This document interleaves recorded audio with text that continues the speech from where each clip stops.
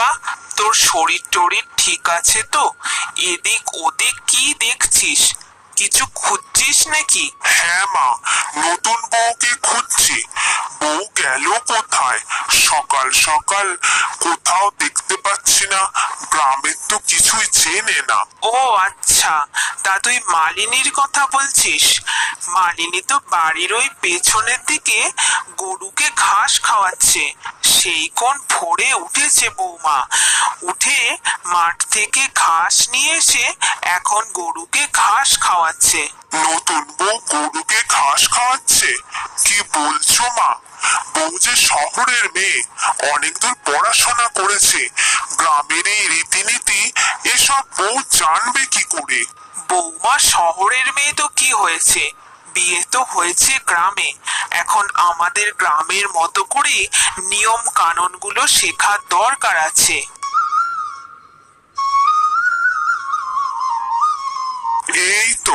এই তো মালিনী এইখানে। উফ, সকাল সকাল দেখো দেখিনি বইয়ের কীর্তি। বলি এত কাজ করতে কে বলেছে? ও মা, তুমি বুঝি ঘুম থেকে উঠে পড়েছো? এ কি মালিনী, তুমি এখানে ধবলিকে ঘাস খাওয়াচ্ছ? তুমি শহরের মেয়ে, অনেক দূর পড়াশোনা করেছো।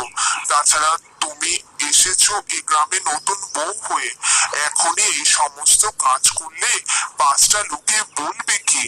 আমাদের গ্রামে কে কি করছে না করছে সেটা নিয়ে ভালোই কথা হয়। কে কি বলছে তাতে আমার কি? আমার সংসারের কাজ আমি করব। তাছাড়া ধবলি তো আমাদের নিজেদের পোষা গরু, তার জন্য একটু ঘাস মাঠ থেকে কেটে নিয়ে এসে খাওয়াচ্ছি। এ আর দোষের কি? না না মালিনী, ধবলিকে আমি মাঠে নিয়ে যাচ্ছি। তুমি বরং মায়ের হাতে হাতে একটু কাজ করে দিও, আর পারলে পুকুর থেকে একটু জল নিয়ে এসো।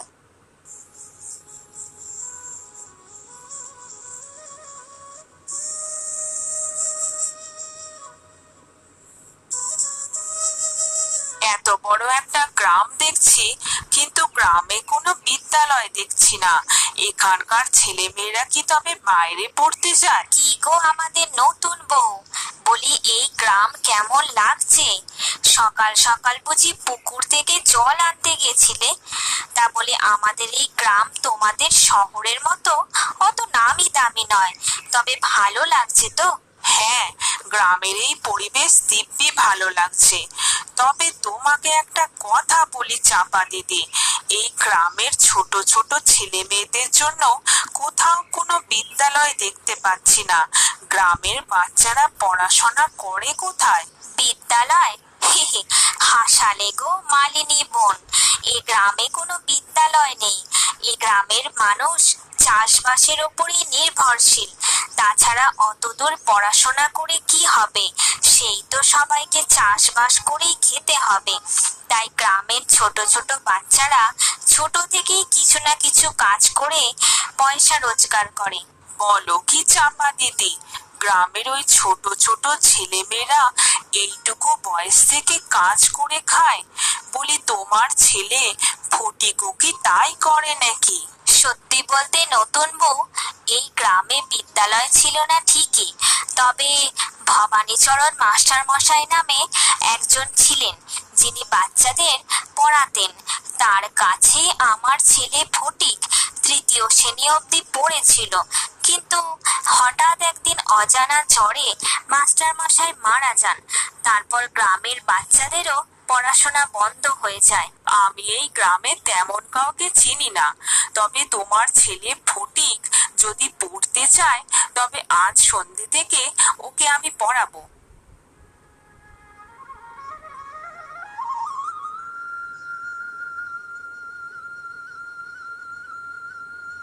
বৌমা, শুনলাম চাপার বর যে চিঠিটা চাপার জন্য পাঠিয়েছিল সেই চিঠিটা নাকি তুমি পড়ে দিয়ে এসেছো। সেই নিয়ে গ্রামের লোক সবাই কথা বলছে। এতে তো কোনো ভুল নেই মা, চাপা দিদি লেখাপড়া জানে না, তাই আমি চিঠিটা পড়ে দিয়েছি। তাছাড়া চিঠিতে তেমন কিছু ছিল না। চাপা দিদির বরের আসতে দেরি হবে, আর এ মাসের টাকা তেমন করে পাঠাতে পারবে না, সেটুকুই লেখা ছিল। সে যাই হোক বৌমা, কারোর গোপন চিঠি না পড়াই ভালো। তুমি পড়েছো সেটা নিয়ে আমি বলছি না, কিন্তু সেটা নিয়ে যে পাঁচজন পাঁচ কথা বলছে, কে কি বলছে সে নিয়ে আমার কিছু যায় আসে না মা। তাছাড়া ওই চিঠি আমি পড়তাম না যদি চাপা দিদি বা ফটিক সেই চিঠিটা পড়তে পারতো। যাই হোক বৌমা, তুমি যেটা ভালো বুঝেছো করেছো। তাছাড়া তুমি অনেক দূর পড়াশোনা করেছো, হয়তো তুমি ঠিকই বুঝেছো। এক কাজ করো, রান্না বান্নাটা তাড়াতাড়ি সেরে ফেলো। সবার জন্য ফুলকপি আলু দিয়ে একটু মাছের ঝোল বানিয়ে দাও।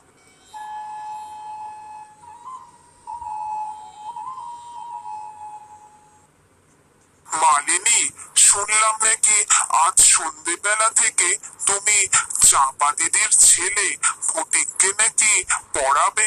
সে কি বৌমা, তুমি লেখাপড়া করাবে? এর আগে ভবানীচরণ মাস্টার মশাইও গ্রামের বাচ্চাদের পড়াতো। কে জানে বেশি পড়াশোনা করাতো বলে মাস্টার মশাই মরে গেল কিনা। এসব আপনি কি বলছেন মা? ওনার হয়তো এমন কোনো রোগ হয়েছিল যেটা ধরা পড়েনি। এর সাথে পড়াশোনার কোনো সম্পর্ক নেই। তবে যাই করো মালিনী, আমি আর মা দুজনেই সব সময় তোমার পাশে আছি। চলো এবার তাড়াতাড়ি সবাই খাবারটা খেয়ে ফেলি। বাবরের ছেলের নাম হুমায়ুন, হুমায়ুনের ছেলের নাম কি যেন ছিল, যা ভুলে গেছি। শোন ফটিক, তোকে একটা ছড়া শেখাই।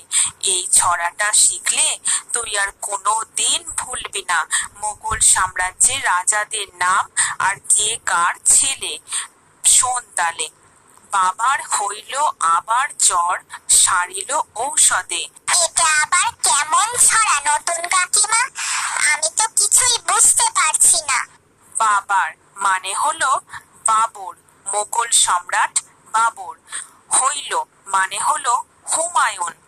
আবার মানে আকবর। জ্বর মানে জাহাঙ্গীর। সারিল মানে শাহজাহান। আর ঔষধে মানে ঔরঙ্গজেব। কিরে, এবার আর ভুল হবে? বাহ, তুমি কত সহজ করে বলে দিলে নতুন কাকিমা। আমার তো একবারই এবার মুখস্থ হয়ে যাবে। সত্যি আমার তো এবার বই পড়ার আগ্রহটা বেড়েই চলেছে। আমি রোজ তোমার কাছে বই পড়তে আসবো, কেমন?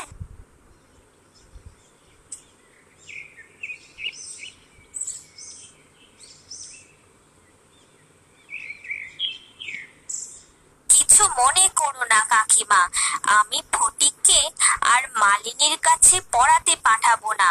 পড়ার প্রতি ওর এতটাই নেশা বেড়ে যাচ্ছে যে কারখানার কাজে আর যেতে চাইছে না।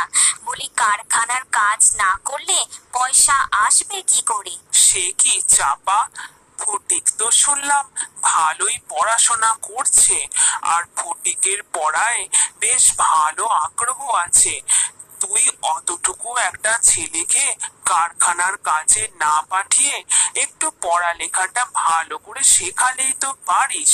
না না কাকিমা, ওসব চিন্তা ভাবনা নিয়ে তুমি থাকতে পারো, আমি নই। আর না, অনেক হয়েছে। আমি আর ফটিককে পাঠাবো না, পরিষ্কার বলে দিলাম। কাল থেকেও কারখানার কাজ করবে আর কাজ করে পয়সা নিয়ে আসবে। ঠিক আছে চাপা, যেটা ভালো বুঝবি সেটাই করিস। ফটিক তো তোরই ছেলে। হ্যাঁ কাকিমা, আমার ছেলে, তাই ওর ভালো আর মন্দটাও আমি সবচেয়ে ভালো বুঝবো। চললাম। ফটিক, ফটিক, কথা বলছিস না কেন ফটিক? কি হয়েছে বাবা তোর? মনে হয় ওই পড়াশোনার জন্যই আমার ছেলেটাও এবার মরতে বসেছে। না না, এক্ষুনি আমি মালিনীর কাছে যাব।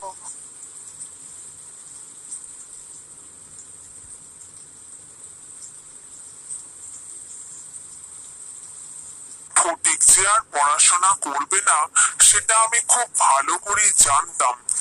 ওর বাবা তেমন কিছু রোজগার করে না, তাছাড়া ফটিক ওইটুকু ছেলে হয়েও কারখানার কাজ করে সংসার সামলায়, সুতরাং ওর আর আশা হবে না। কিন্তু ওইটুকু বাচ্চাকে দিয়ে কাজ করানো ঠিক নয়।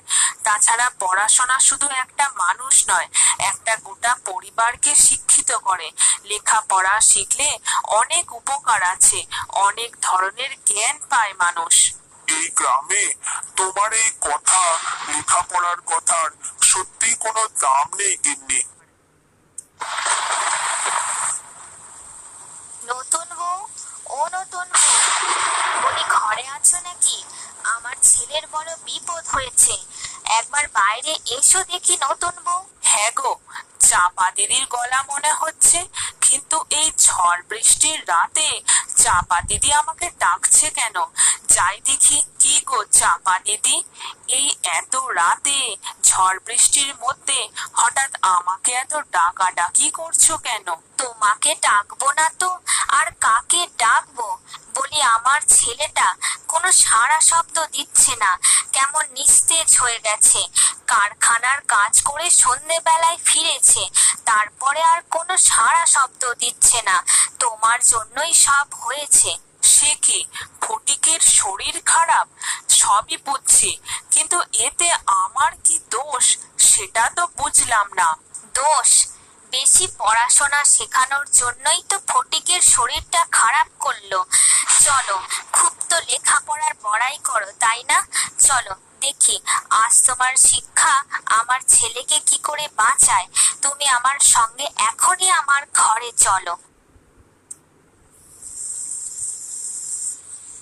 এই নাও চাপা দিদি, এই নুন চিনির জলটা ফটিককে এক্ষুনি খাইয়ে দাও, আর আমি ততক্ষণে একটা গরুর গাড়ি ডেকে আনছি ডাক্তারখানায় নিয়ে যাবার জন্য।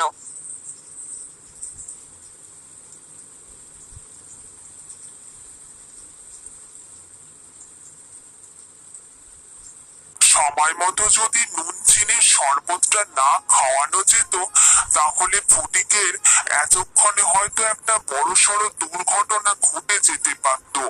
আপনার ছেলের বয়স অনেক কম, এই অল্প বয়সে কারখানায় কাজ করা মোটেও ঠিক নয়। অতিরিক্ত পরিশ্রমের ফলে ওর শরীর থেকে ঘাম বেরিয়ে সোডিয়াম আর পটাশিয়াম কমে গেছে। নুন চিনির জল দেওয়ার জন্য এখন অনেকটাই স্বাভাবিক। তার মানে আমাদের মালিনীর সত্যি সত্যি জ্ঞান আছে, সত্যি তাহলে পড়াশোনার দাম আছে।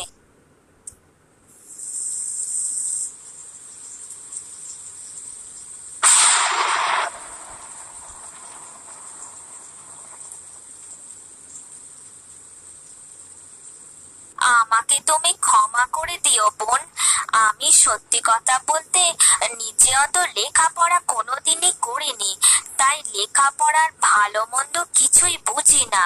ডাক্তার বাবু বললেন সময় মতো যদি তুমি নুন চিনির শরবত না খাওয়াতে তাহলে একটা বড় বিপদ হতে পারত। মা মা, আমি এখন অনেক সুস্থ। এই দেখো, আমার হাত পা সব কিছু ঠিকঠাক চালাতে পারছি, অনেকটা ভালো লাগছে।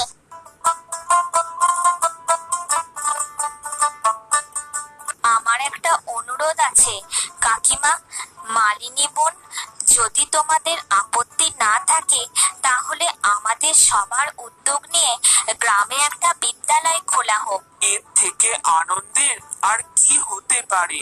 আমাদের গ্রামের ছেলেমেয়েরাও পড়াশোনা করবে, অনেক শিক্ষিত হবে, বাইরে বাইরে চাকরি করতে যাবে, সবাই এই গ্রামেরও প্রশংসা করবে। আমি আজই আমার ছেলেকে বলে গ্রামে একটা বিদ্যালয় খোলার ব্যবস্থা করব। সত্যি মালিনী বোন, শিক্ষা যে মানুষকে অনেক রকম জ্ঞান দেয় সেটা তুমি প্রমাণ করে দিয়েছো। তোমার জয় হোক